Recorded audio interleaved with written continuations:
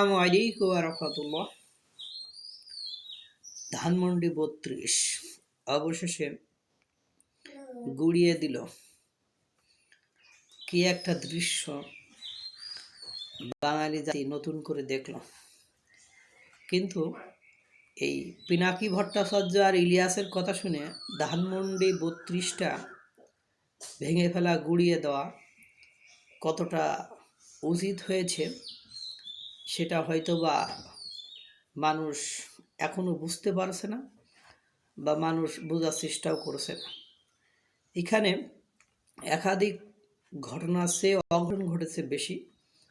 যেমন দেখেন, বর্তমান সময়ে যে শাসনভার, যে দেশের যতটুকু স্থিতিশীলতা রয়েছে বা যতটুকু মানুষ নিরাপদে আছে, তার অন্যতম প্রধান কারণ হলো সেনাবাহিনী। যখন সেনাবাহিনী সেখানে আসলো, তখন ছাত্র জনতা যারা ছিল তারা ভুয়া ভুয়া স্লোগান দিল, অথচ সেনাবাহিনী যে সেখানে কিছু বলিনি। এক পর্যায়ে যে কিছুক্ষণের মধ্যে তাদেরকে আবার সেখান থেকে ভুয়া ভুয়া স্লোগান দিয়ে সেনাবাহিনীদেরকে বের করে দিল। যে সেনাবাহিনী তাদেরকে এই পর্যন্ত নিয়ে আসলো, তাদেরকে এই 6 মাস প্রোটেকশন দিল। ছাত্র জনতার বিপক্ষে সেনাবাহিনী একটাও স্টেপ নিয়েছে কেউ বলতে পারবে না, বা পদক্ষেপ গ্রহণ করেছে কেউ বলতে পারবে না। সেই সেনাবাহিনীর কালকে পুলিশের মতন একেবারে অপমান অপদস্থ, মানে সেনাবাহিনীর যে একটু সম্মান ছিল, সেই সম্মানটা কালকে একেবারে মাটির সাথে মিশিয়ে দিল এই ধানমন্ডি ভাঙার সাথে সাথে। এখন বর্তমান সময়ে সেনাবাহিনীর অবস্থান বা ভূমিকা এমন একটা জায়গায় পৌঁছাইছে যে সেনাবাহিনী এখন আর আগের যে সম্মান, আগের যে দক্ষতা, আগের যে পাওয়ার যে নিয়ে সারা বিশ্বে যে তাদের অবস্থান ছিল, শান্তি রক্ষা বাহিনীতে তাদের যে একটা অবস্থান ছিল, সেই অবস্থান থেকে তাদের অনেক গুরুত্ব কমে গেল। পাশাপাশি এই মানে ধানমন্ডি ৩২ নম্বর শেখ মুজিবুর রহমানের বাড়িটা যদি কেউ 5ই আগস্টের দিন ওরা যা আগুন জ্বালিয়েছিল ভেঙে দিত, তাহলে কিন্তু এত সমালোচনা বা এত বিপদের মধ্যে হতো না। বিশ্বের মানুষ কখনো এটা পজিটিভলি নেবে বলে আমার মনে হয় না। কারণ আপনারা বিভিন্ন মিডিয়া, বিভিন্ন মাধ্যম, বিভিন্ন বক্তৃতায় বিভিন্নভাবে ডক্টর ইউনূস সাহেবকে দিয়ে বোঝাচ্ছেন যে আওয়ামী লীগরা কী পরিমাণ গণহত্যা চালিয়েছে, কী পরিমাণ নির্যাতন করেছে, খুন গুণ সব এগুলো আপনারা বিশ্বকে বোঝানোর চেষ্টা করছেন। অথচ আপনারা যতবারই আওয়ামী লীগ নিষিদ্ধ করতে যাচ্ছেন, ততবারই পশ্চিমা দেশগুলো আপনাদেরকে কি করতেছে, বাধাগ্রস্ত করছে, বা আপনাদেরকে এটা নিষিদ্ধ করতে দিচ্ছে না।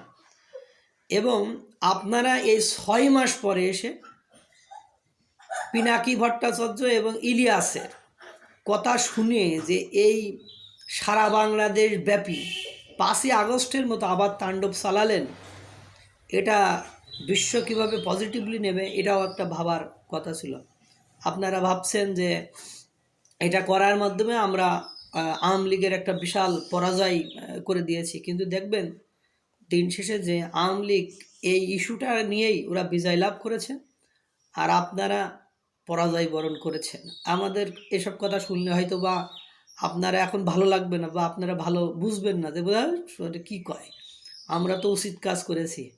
দিন শেষে যেই দেখবেন এই ইস্যুজের কারণেই আপনাদেরকে কত কাঠখড় পোড়াতে হচ্ছে, আপনাদের কত ঝামেলার মধ্যে পড়তে হচ্ছে। যে আপনারা সমন্বয়করা যারা আছেন তারা প্রায়ই এখন মিডিয়ার সামনে যেই মনে করেন কান্নাকাটি করেন, আপনাদের নিরাপত্তাহীনতায় ভোগেন, আপনারা প্রশাসনের দোষারোপ করেন, সেটা পুলিশ বলেন, সেনাবাহিনী বলেন, আপনারা বারবার দোষারোপ করেন আমাদেরকে নিরাপত্তা দিতে পারতেছে না। কিন্তু সেনাবাহিনী মাঠে থাকা অবস্থায় আপনাদের পক্ষ হয়ে কাজ করতেছে, তাই নিরাপত্তা দিতে পারতেছে না।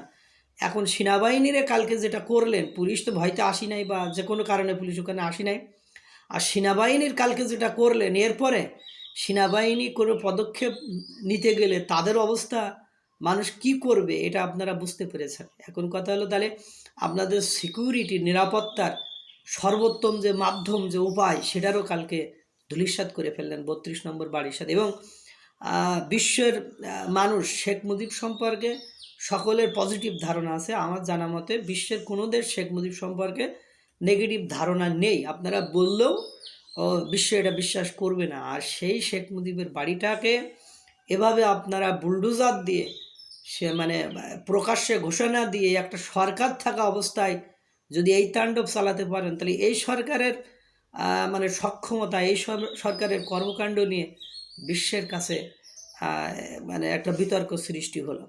আমি যে কথাগুলো বললাম, আপনাদের নৈতিকভাবে পরাজয় হয়েছে, এটা আপনারা এখন বুঝবেন না, কিছুদিন পরেই বুঝবেন।